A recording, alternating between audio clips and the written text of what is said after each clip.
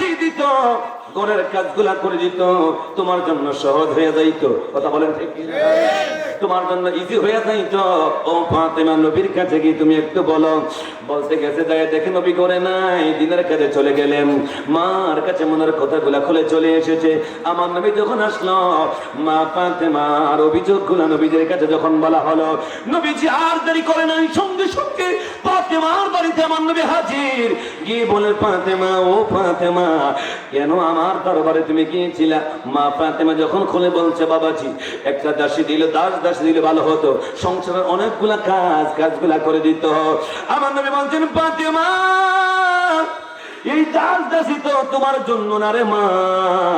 যারা ইতিম হয়ে যায়, যাদের লালন পালনের কেউ থাকে না, দায়িত্ব নেওয়ার মতো কোনো গার্ডিয়ান থাকে না, আমি নবী তাদের মধ্যে দাসীগুলা বিতরণ করে দেই, বন্টন করে দেই। ফাতেমা, তোমার তো এখনো বাবা বেঁচে আছে, বাবার আদলে তুমি এখনো আছো রে মা। এগুলা কামনা করো না, ছেড়ে দাও, ছেড়ে দাও। আমি রহমতের নবী তোমাকে একটা আমল শিক্ষা দিয়ে যাচ্ছি রে মা। ওই আমলটা যদি ঠিকভাবে করতে পারো, যতই কাজ করো না কেন রে মা, সারা দিনের ক্লান্তি দূর হয়ে যাবে। ওই আলীর সংসারে তোমার কষ্ট থাকবে না। নবীজি শিখাই দিলেন, ফাতেমা শোনো, 5 ওয়াক্ত নামাজের পরে সুবহানাল্লাহ 33 বার, আলহামদুলিল্লাহ 33 বার, আল্লাহু আকবার 34 বার, মোট হলো কতবার? কত? মোট হলো 100 বার। ও ফাতেমা, যদি তাসবিহগুলো পড়তে পারো, আমি নবী বলে গেলাম, সারাদিন যত কাজ করবা, ক্লান্ত দূর হয়ে যাবে, কষ্ট দূর হয়ে যাবে, আল্লাহর পক্ষ থেকে সাহায্য আসবে, আল্লাহ তোমাকে দয়া মায়া দিয়ে তোমাকে আবার আগের মতো করে রাখবে। ফাতেমা এত খুশি হইছে রে, হাদিস বর্ণনাকারী জানাইয়া দিলেন, নবী দাসী দিলেও এত খুশি হইতো না। নবী তাসবিহ আমাদের কথাগুলো বলে দেওয়াতে হযরতে ফাতেমা অনেক খুশি হয়ে গেছে। আল্লাহু আকবার বলেন না। এখন তো আমাদের মা বোনদের কাছে আমলগুলো নাই, কথা বলেন ঠিক কিনা? আগে দেখতাম ঘরে ঘরে গুনগুন করে দুরূদ শরীফ শোনা যাইতো, দুরূদ শরীফ শোনা যাইতো, কোরআন তেলাওয়াত শোনা যাইতো। মাসের মাস মা বোনেরা ইমাম সাহেবের কাছে চলে যাইতো, হুজুর কোরআন খতম করেছি, দোয়া করে দিয়েন, কালিমা শরীফ খতম করেছি, দোয়া করাইয়া দিয়েন, দুরূদ খতম করেছি, দোয়া করাইয়া দিয়েন। জিজ্ঞাসা করে দেখেন না, বছরে কয়েকজন মহিলার দুরূদের কথা শোনা যায়, ঠিক কিনা? এত কিছু সহজ হওয়ার পরেও আমার মা বোনেরা আমল থেকে অনেক দূরে সরে গেছে। কথা বলেন না, অনেক দূরে সরে গেছে। অথচ যে ফাতেমার জীবনী মা বোনেরা গ্রহণ করার দরকার আছে না নাই? কথা বলেন, আছে না নাই? মা গো, তুমি চাঁদপুরের মা হতে পারো, তুমি এই এলাকার মা হতে পারো, মনে রাখো, তোমার মধ্যে যদি আদর্শ থাকে, রাসূলুল্লাহর মহব্বত থাকে, মা ফাতেমার আদর্শ তোমার ভিতরে থাকে, ও মা মনে রাখো, লিখে রাখো, ওই মা ফাতেমার সঙ্গে তোমার জান্নাত হয়ে যাবে, ঠিক কি না? আফসোসের বিষয় হচ্ছে আমার মা বোনেরা কোরআনগুলা খতম করে না, কোরআনগুলা পড়ে না। আগের যুগের মা বোনেরা কোরআন খতম করতো, কোরআনের অনেক পণ্ডিত ছিল, হাদিসের অনেক পণ্ডিত ছিল, কথা বলেন ঠিক কিনা? ঠিক কিনা? তাহলে আপনাদেরকে একটা ঘটনা শোনাচ্ছি, শুনে নেন। নুজহাতুল মাদারিসের মধ্যে এসেছে, আল্লাহর একজন বান্দা হজ করার জন্য বাইতুল্লাহ গেল। কোথায়? কোথায়? বাইতুল্লাহ হজ করার জন্য গেল। যার নাম হচ্ছে হযরত আব্দুল্লাহ ওয়াইসিতি। উনি বলেন, আমি বাইতুল্লাহ হজ করার জন্য গেলাম, এমন টাইমে আমি দেখতে পাইলাম বাইতুল্লাহ আঙ্গিনা দাঁড়ায় একটা মহিলা তেলাওয়াত করতেছে কোরআন থেকে। সুবহানাল্লাহ বলেন। কিসের থেকে? কোরআন থেকে তেলাওয়াত করতেছে। মাইয়াহদিল্লাহু ফালা মুদিল্লা লাহু ওয়া মান ইউদ্লিলহু ফালা হাদিয়া লাহু। আল্লাহু আকবার বলেন না। হযরত আব্দুল্লাহ ওয়াইসিদি বলেন, আমি বুঝতে পারলাম মহিলাটা মনে হয় যেন হজ করার জন্য এসেছে বা রাস্তা হারিয়ে ফেলেছে, বা মহিলাটা কেন এখানের মধ্যে একাকে দাঁড়াই আছে। আমি তার সামনে যাই জিজ্ঞাসা করলাম, আপনি কি রাস্তা হারিয়ে ফেলছেন? আপনি কি রাস্তা হারিয়ে ফেলেছেন। আমি তাকে জিজ্ঞেস করলাম, তার সাথে কোনো ছেলে মেয়ে কিছু নাই, স্বামী নাই, কেউ নাই, একা একটা মহিলাটা দাঁড়ায় রয়েছে। আমি জিজ্ঞেস করলাম, আপনি কি রাস্তা হারিয়ে ফেলছেন? মহিলাটা আমাকে সরাসরি জবাব না দিয়া কোরআন তেলাওয়াতের মাধ্যমে জবাব দিয়া দেয়। সুবহানাল্লাহ। মহিলাটা তেলাওয়াত করে, মান ইয়াহদিল্লাহু ফালা মুদিল্লা লাহু ওয়া মান ইউদ্লিলহু ফালা হাদিয়া লাহু। আল্লাহ যাকে পথ দেখায়া দেয় কেউ তারে গোমরাহি করতে পারে না, আল্লাহ যাকে গোমরাহি করে কেউ তাকে পথ দেখাইতে পারে না। ঠিক কি না? কোরআন তেলাওয়াত করে আমাকে জবাব দেয়। আব্দুল্লাহ ওয়াইসিতে বলেন, আমি অবাক হয়ে গেলাম, আশ্চর্য হয়ে গেলাম। এ কেমন নেককার আল্লাহ ওয়ালিয়া, এ কেমন পরেশগার মহিলা যে আমাকে সরাসরি জবাব না দেয় কোরআন থেকে জবাব দেন। এবার আমি তাকে জিজ্ঞাসা করছিলাম, আপনি কোথা থেকে এসেছেন, কেন এসেছেন, এই জায়গায় আপনি কেন এসেছেন, কোথায় থেকে আপনি এসেছেন, বাড়ি কই, ঘর কই? মহিলাটা আমাকে কোরআনের ভাষা জবাব দিয়ে দিচ্ছে, সুবহানাল্লাযী আসরা বিআবদিহি লাইলাম মিনাল মাসজিদিল হারাম ইলাল মাসজিদিল আকসা। আমি বুঝতে পারলাম মহিলাটা বাইতুল মুকাদ্দাস থেকে এখানের মধ্যে এসেছে। সুবহানাল্লাহ বলেন। জিজ্ঞাসা করলাম, কেন এসেছেন? মহিলাটা কোরআনের ভাষা জবাব দিয়ে দিচ্ছে, ওয়ালিল্লাহি আলান নাসি হিজ্জুল বাইত মান ইসতাতা ইলাইহি সাবিলা। কোরআনের উত্তর দানকারী মহিলা, আল্লাহু আকবার বলেন না। ও আমার দক্ষিণ কালান্দের মা বোনেরা গো, গভীর মনোযোগ দিয়া কথাগুলা বুঝেন না গো মা। কোথায় গেল আপনাদের সেই সোনালী যুগটা? মহিলাটা কোরআনের ভাষায় ভাষা আমাকে জবাব দিয়া দিচ্ছে, শোনাইয়া দিচ্ছে। আমি এমন টাইমে বুঝতে পারলাম মহিলা হজর করার জন্য এসেছে। আমি জিজ্ঞাসা করলাম, আপনি কি একা? আপনি কি একা এসেছেন? মহিলা এই জবাব আমাকে কোরআনের ভাষা থেকে দিচ্ছে, ওয়ালা তাখাফ মা লাইসা লাকা বিহি ইলমুন। যে বিষয় তোমার জানা নাই এই বিষয়ে তুমি আমাকে জিজ্ঞাসা করিও না। আল্লাহু আকবার বলেন।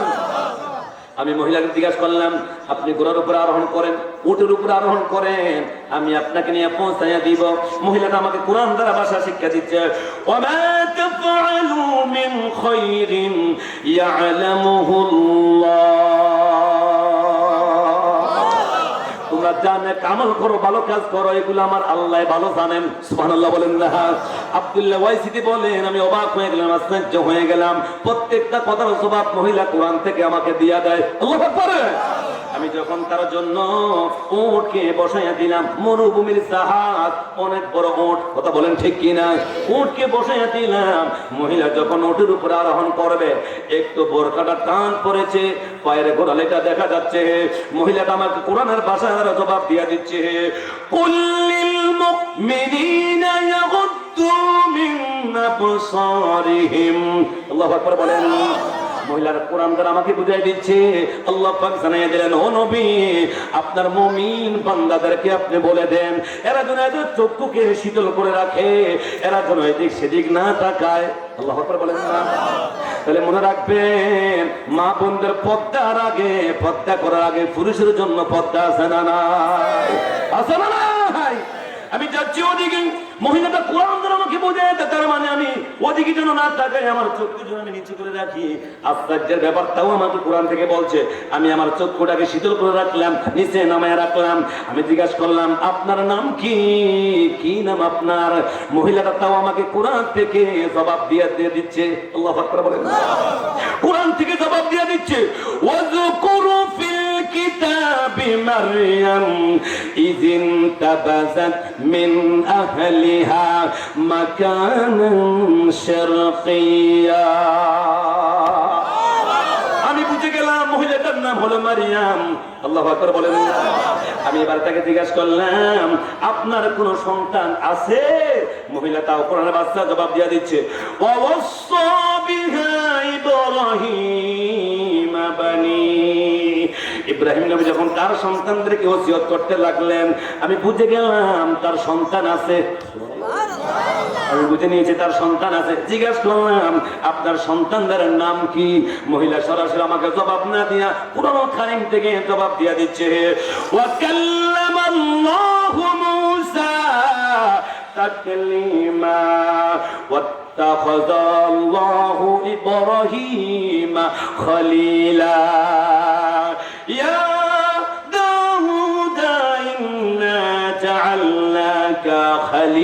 হানিফা। আল্লাহু আকবার। আমি বুঝে গেলাম মহিলার 3টা সন্তান, একজনের নাম মুসা, আরেকজনের নাম ইব্রাহিম, আরেকজনের নাম হলো দাউদ। আল্লাহু আকবার বলেন না। আমি জিজ্ঞাসা করলাম আপনার সন্তানরা কোথায়? মহিলা তাও কোরআন থেকে আমাকে বলে দিচ্ছে, ওয়া আল্লামাতিন নাজমুহুম ইয়াহতাদুন। আমি বুঝে নিলাম মহিলার ছেলেরা কোন কাফেলার মুআল্লিম হিসাবে দায়িত্ব পালন করতেছে। এখন তারা হয়তো তার মাকে হারিয়ে ফেলছে। আমি জিজ্ঞাসা করলাম আপনি কি কিছু খাবেন? ও মহিলা একা দাঁড়িয়ে আছে, কি সুন্দর কোরআন দ্বারা জবাব দিয়ে দিচ্ছে। আমি জিজ্ঞাসা করলাম আপনি কি কিছু খাবেন? মহিলাটাও আমাকে কোরআন থেকে জবাব দিয়ে দিচ্ছে। হে আল্লাহু আকবার বলেন না। ইন্নী নাযারতু লিররহমানি সাওমা। আল্লাহু আকবার। আমি আল্লাহর রাস্তায় রোজা রেখেছি। মারহাবা বলে। আব্দুল্লাহ ওয়াইসিতে বলেন আমি বুঝে নিয়েছি মহিলাটা রোজা রেখেছে।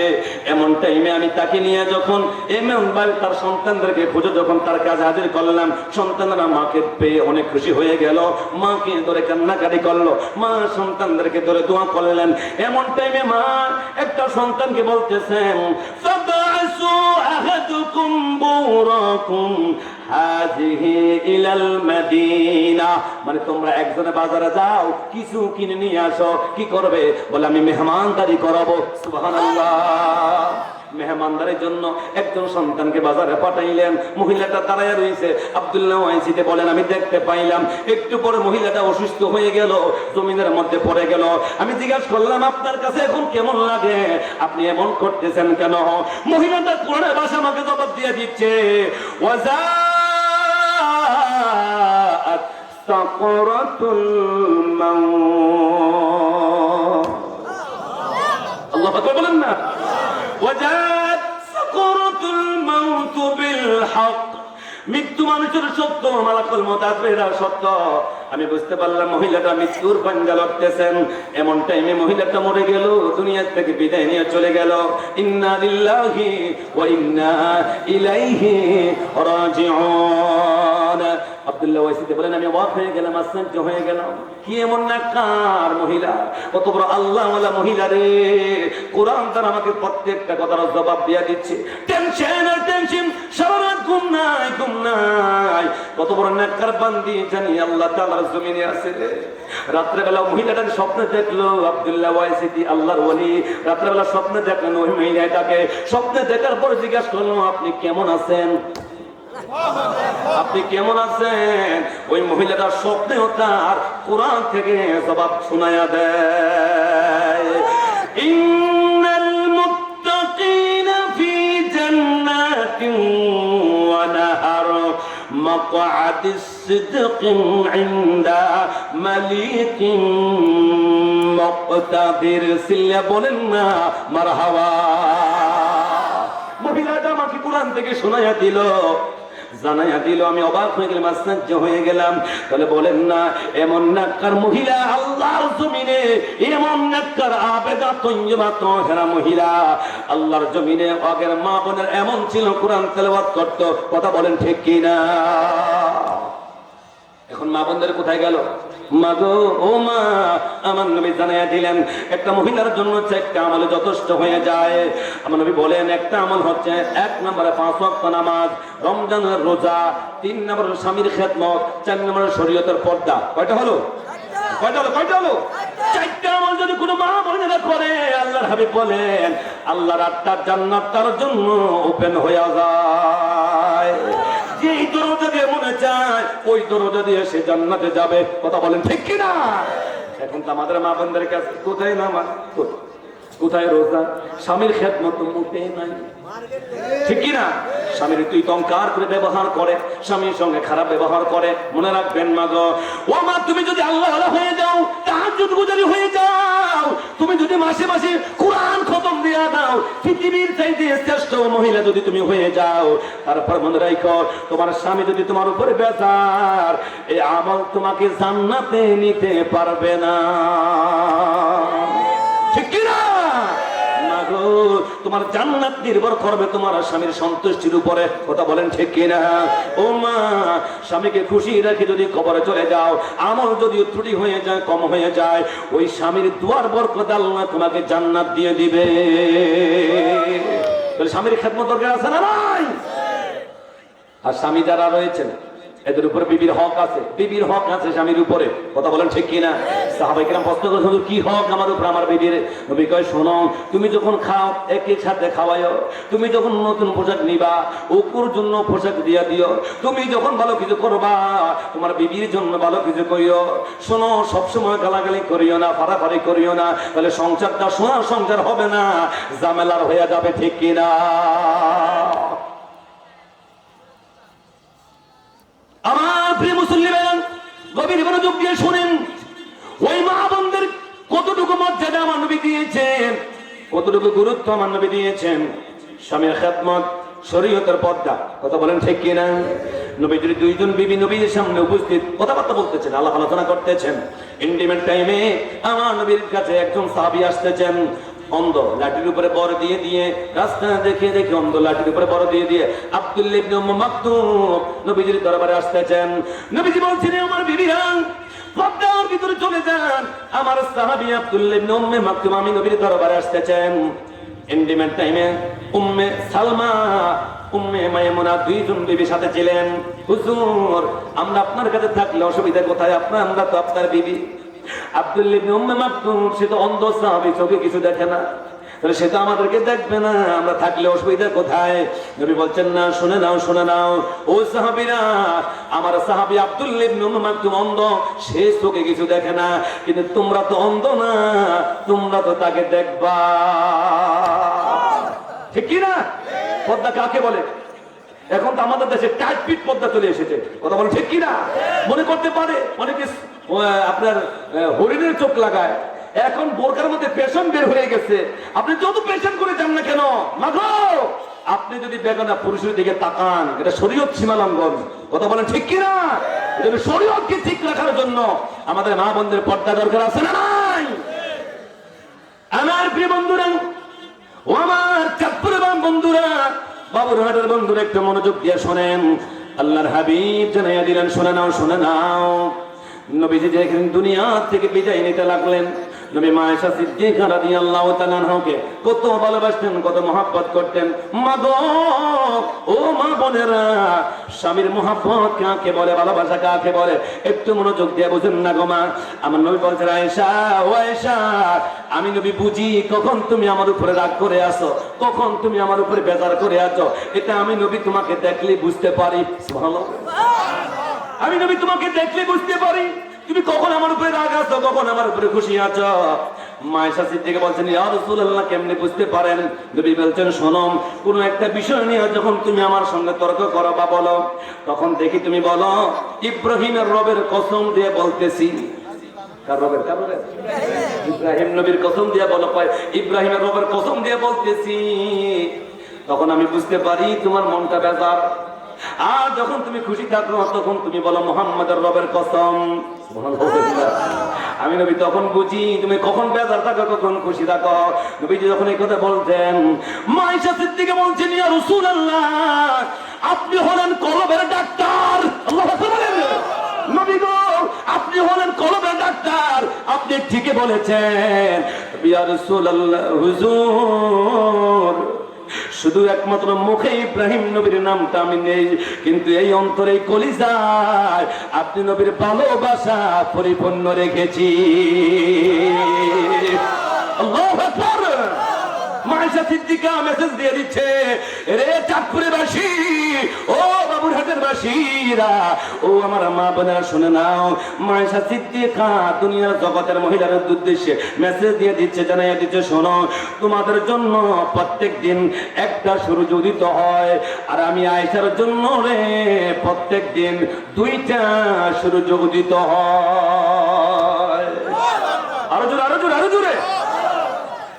আপনাদের কি কষ্ট হইতেছে? অসুবিধা হইতেছে বাবা? মা আয়েশা সিদ্দিকা বলতেন, তোমাদের জন্য একটা সূর্য উদিত হয়, আর আমি আয়েশার জন্য কয়টা? কথা বলেন না, কয়টা? দুইটা সূর্য উদিত হয়। এই কথা যখন নবীজি বলছেন, মা আয়েশা সিদ্দিকা যখন নবীজির কাছে কথা বলছেন, তখন আমার নবী বলছেন, আয়েশা বলো কি? বলে হ্যাঁ। পৃথিবীর মা বোনদের উদ্দেশ্যে মেসেজ দিয়ে দিলেন, শোনো, ও দুনিয়াবাসী মহিলারা শোনো, তোমাদের জন্য একটা সূর্য উদিত হয় প্রত্যেকদিন সকালবেলা, পূর্ব আকাশ উদিত হয়, পশ্চিম আকাশে অস্তমিত চলে যায়। আর আমি আয়েশার জন্য একই সূর্য সকালবেলা উদিত হয়, পশ্চিম আকাশে অস্তমিত হয়ে যায় সন্ধ্যাবেলা। আরেকটা সূর্য উদিত হয় প্রত্যেক দিন এশার নামাজের পরে মসজিদ নববী থেকে। আমি আয়েশা সিদ্দিকার হুজরায় আরেকটা সূর্য উদিত হয়, ওই সূর্যটা হলো নবী রাহমাতাল লিল আলামিন। আল্লাহু আকবার। মেসেজ দিয়া গেলেন, কি জানাইয়া গেলেন, কি বুঝাইয়া গেলেন, স্বামীর প্রতি কতটুকু মহাব্বত ছিল। আয়েশা সিদ্দিকা বলেন, তোমাদের জন্য সূর্য দিনের বেলা উদিত হয়, আর আমি আয়েশা সিদ্দিকার জন্য দিনের বেলা একটা, রাত্রে বেলা হলো আরেকটা। এশার নামাজের পরে মসজিদ নববী থেকে আমি আয়েশা সিদ্দিকার হুজরায়, আল্লাহু আকবার বলেন না, আয়েশা সিদ্দিকা একদিন নিয়ত করে, আল্লাহ তোমার নবী যদি আজকে এশার নামাজের পরে কোন বিবির হুজরায় না গিয়ে সরাসরি আমি আয়েশার হুজরায় চলে আসে, আমি আয়েশা 100 রাকাত নফল নামাজ আদায় করব। আল্লাহু আকবার বলেন। কত রাকাত? 100 রাকাত নফল নামাজ পড়বো যদি আজকে নবীজি কোন বিবির হুজরায় না গিয়ে সরাসরি আমি আয়েশার হুজরায় চলে আসে। এই নিয়ত যখন করলো, এশার নামাজের